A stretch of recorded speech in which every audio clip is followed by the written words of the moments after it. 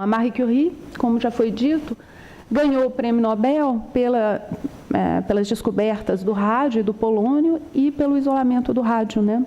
E depois também pelo estudo da natureza dos compostos do rádio. Apesar de ter tido esse reconhecimento, ganhando o prêmio Nobel, ela não foi eleita pela Academia de Ciências de Paris, ela rejeitou como sócia no mesmo ano em que ela ganhou o prêmio Nobel. Ela deixou também uma filha, a Irene Curie, que desde novinha foi trabalhada pela Marie Curie. Ela era uma pessoa muito bem dotada, especialmente em matemática.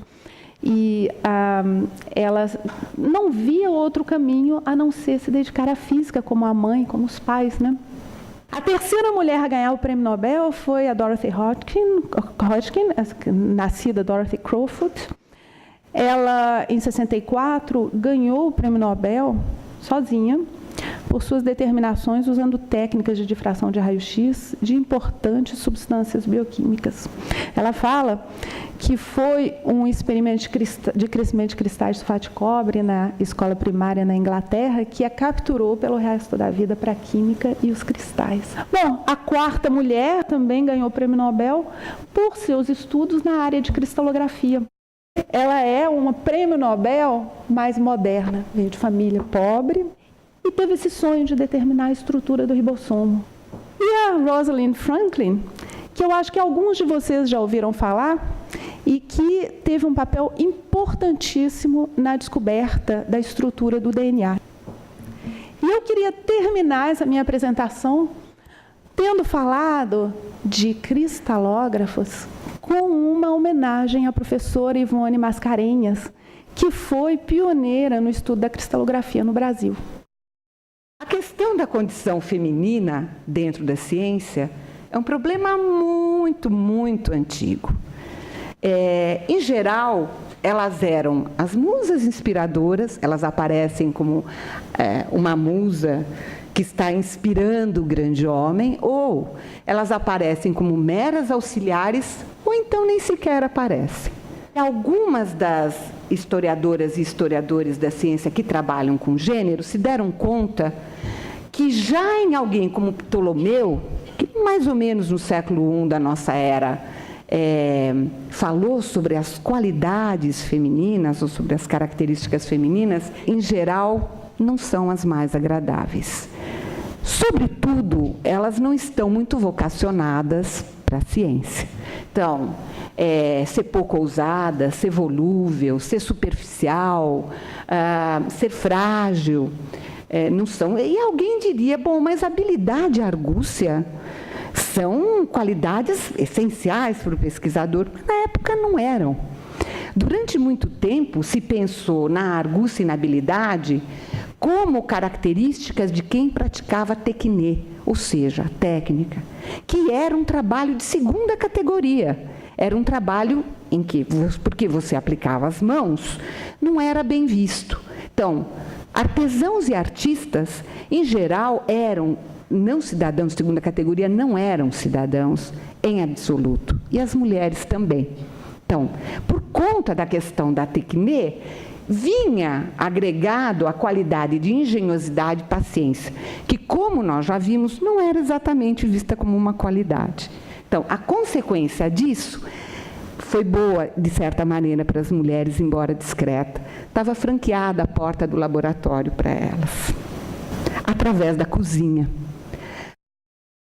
Que as biografias da Madame Curie, ela tem um problema muito sério, elas quase são angiologias, né? Quase é uma exaltação das características pessoais da Madame Curie, e na verdade isso me parece como um problema histórico. No caso dela, implica um paradoxo que aqui já ficou muito claro, né? Que é mais ou menos o seguinte: ela é tomada como um bom mote, né, para abordar as dificuldades de gênero que as cientistas enfrentaram nesse território historicamente masculino que é a ciência, mas da outra ponta, por ela ser uma cientista muito vitoriosa, ela também é tomada para mostrar como a ciência é isenta dessas relações de gênero, como, por exemplo, essas relações, apesar de existirem, são secundárias. Que outro caso poderia colocar essas duas questões ao mesmo tempo, simultaneamente? Acho que esse é um pouco a singularidade desse caso, né? hoje eu posso dizer sem sombra de dúvida que Madame Curie é um gênio, mas tentar entender ela dentro do quadro das relações que ela estava inserida, para tentar ver como ela se transformou nesse ícone da história universal. Se hoje ela é um gênio, ela nem sempre foi assim. Acho que essa que é a grande questão, é tentar colocar ela dentro desse quadro histórico. Desse ponto de vista que eu estou tomando, que a radioatividade foi, né, inventada em 1898 para ser descoberta em 1910, quando ela mais ou menos se estabiliza como um fenômeno indiscutível. Tá? Então, é mais ou menos isso. Ela aparece em 1898, eu, na minha pesquisa, encontrei coisas surpreendentes sobre a radioatividade. Como a primeira vez que a Madame Curie apresentou sua pesquisa, não teve nenhum tipo de reflexão sobre o trabalho dela. O Lippmann leu o trabalho, então eram uma situação adversa, o Lippmann leu o trabalho, né, e ninguém mencionou o trabalho, ninguém citou, ninguém discutiu. Ficou 3 semanas na Academia de Ciências com puro silêncio. Quando o Pierre assinou junto, apareceu uma porção de cientistas discutindo, né, o trabalho, porque era o casal. Essa figura do casal é uma coisa ambígua, que eu queria trabalhar também, porque envolve toda a política, também já foi citado, mas acho que é importante pegar por esse outro âmbito. Mas então, olha só, a relação entre a Marie Curie e a química não é auto-evidente, ela é produzida exatamente por essa mesma relação de poder que é dividido pelo casal, né?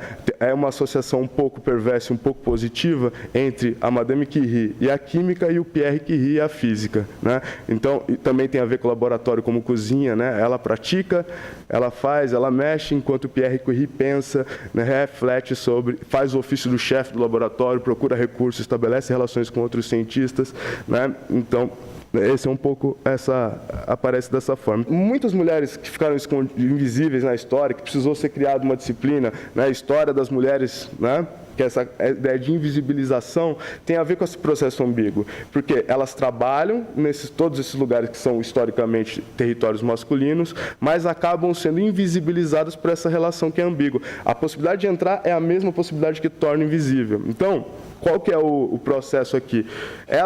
A Madame Curie, tinha vários problemas. Tinha um problema de apresentação, não queriam. A primeira ideia do Nobel era premiar o Henri Becquerel e o Pierre Curie. E, na verdade, o Pierre se recusou, porque sabia que as pesquisas eram da sua esposa. E aí eles dividiram em 2, 3 ganhadores dividido em 2. Isso diz muita coisa, né? Quer dizer, quem ganha o prêmio é o casal. Essa substância, o casal, sempre privilegia o aspecto masculino disso.